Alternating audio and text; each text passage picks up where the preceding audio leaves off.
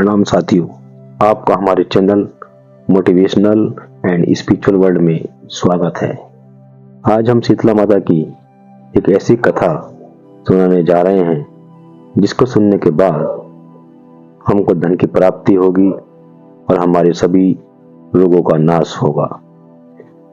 प्रिय दर्शकों, ये कथा बहुत पुरानी है। एक बार शीतला माता ने सोचा कि चलो आज देखें कि धरती पर मेरी पूजा कौन कौन करता है और कौन मुझे मानता है। यही सोचकर शीतला माता धरती पर राजस्थान के एक डूंगरी गांव में आई और उन्होंने देखा कि इस गांव में मेरा मंदिर भी नहीं है, ना ही कोई मेरी पूजा करता है। और फिर माता शीतला उस गांव की गलियों में घूमती रही। तभी एक मकान के ऊपर से किसी ने चावल का उबला हुआ पानी उनके ऊपर फेंक दिया। इसके गिरने से शीतला माता के शरीर में छाले यानी फफोले पड़ गए और फिर शीतला माता के पूरे शरीर में जलन होने लगी। साथियों, शीतला माता गांव में इधर उधर भाग भाग के चिल्लाने लगी और कहने लगी, अरे मैं जल गई, मेरा शरीर तप रहा है, जल रहा है कोई जो मेरी मदद कर सके। लेकिन उस गांव में किसी ने भी शीतला माता की मदद नहीं की। तभी अपने घर के बाहर एक कुम्हारन बैठी हुई थी। उस कुम्हारन ने देखा कि अरे यह बूढ़ी माई तो बहुत जल गई है, इनके पूरे शरीर में तपन है, इनके पूरे शरीर में फफोले पड़ गए हैं और ये बूढ़ी माई यह तपन सहन नहीं कर पा रही है।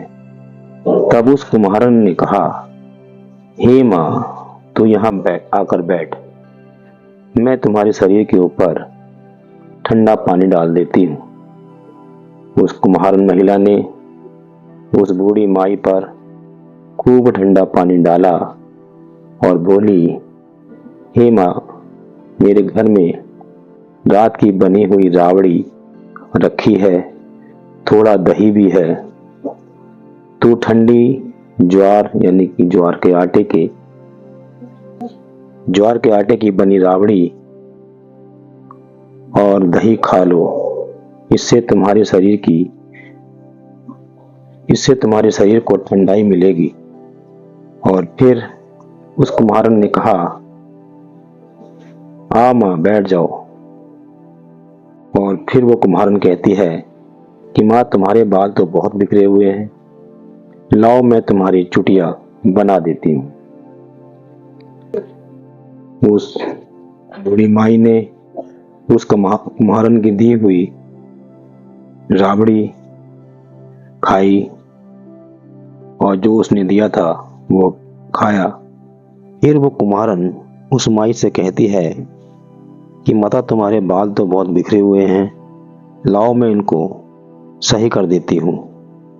और वो कुम्हारन माई के बालों को सही करने के लिए उनके बालों में कंघी करती है। जब वह बालों में कंघी करती है, तभी अचानक कुम्हारन की नज़र उस बूढ़ी माई के सिर के पीछे पड़ी तो कुम्हारन ने देखा एक आंख बालों के अंदर छुपी हुई है। यह देखकर वह कुम्हारन डर के मारे घबराकर भागने लगती है। और तभी उस बूढ़ी माई ने उस कुम्हारन से कहा, रुक जा बेटी, तू डर मत, मैं कोई भूत प्रेत नहीं हूँ, मैं शीतला देवी हूँ। मैं तो इस धरती पर देखने आई थी कि कौन मुझे मानता है, कौन मेरी पूजा करता है। इतना कहकर माता 4 भुजा वाली हीरे जवाहरात के आभूषण पहने सिर पर स्वर्ण मुकुट धारण किए अपने असली रूप में प्रकट हो जाती है। माता के दर्शन कर कुम्हारन सोचने लगी कि मैं तो बहुत गरीब हूँ, इस माता को मैं अपने घर में कहाँ बैठाऊं। तब वह माता बोली, हे बेटी, तू किस सोच में पड़ गई। तब उस कुम्हारन ने हाथ जोड़कर आंखों में आंसू बहते हुए कहा, माँ, मेरे घर में तो चारों तरफ दरिद्रता बिखरी हुई है, मैं आपको कहाँ बैठाऊं। मेरे घर में ना तो चौकी है, ना बैठने का आसन है। तब शीतला माता प्रसन्न होकर उस कुम्हारन के घर पर खड़े हुए गधे पर बैठकर एक हाथ में झाड़ू, दूसरे हाथ में डलिया लेकर उस कुम्हारन के घर की दरिद्रता को झाड़कर डलिया में भरकर फेंक देती है और उस कुम्हारन से कहती है, बेटी, मैं तेरी सच्ची भक्ति से प्रसन्न हूँ। अब तुझे जो भी वर चाहिए मुझसे वो वरदान मांग लो। तब वह कुम्हारन हाथ जोड़कर कहती है, माता, मेरी इच्छा है कि आप इसी डुंगरी गांव में स्थापित होकर यहीं रहो और जिस प्रकार आपने मेरे घर की दरिद्रता को अपनी झाड़ू से साफ कर दूर किया है, ऐसे ही आप जो भी होली के बाद की सप्तमी को भक्ति भाव से पूजा कर आप पर ठंडी जल, दही व बासी रोटी, बासी ठंडा भोजन चढ़ाए, उसके घर की दरिद्रता को साफ करना और आपकी पूजा करने वाली हर नारी को अखंड सुहाग देना, उसकी गोद हमेशा भरी रखना।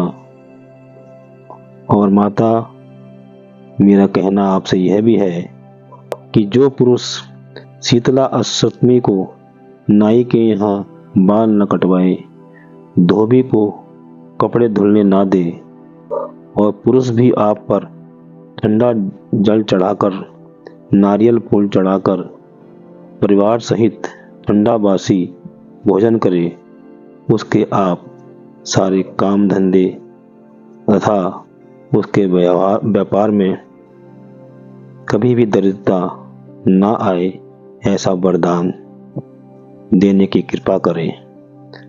तब वह माता तथास्तु कहती हैं और कहती हैं, हे बेटी, जो तूने वरदान मांगे मैं सब तुझे देती हूँ।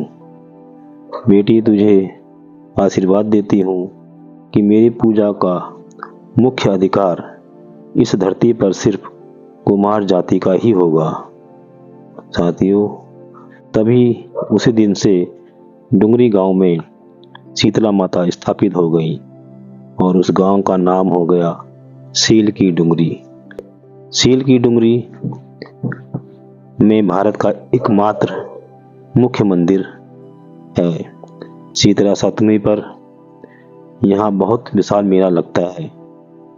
प्रिय दर्शकों, इस कथा को पढ़ने से घर की सारी दरिद्रता का नाश होने के साथ साथ सभी मनोकामनाएं पूरी होती हैं तथा धन की प्राप्ति होती है।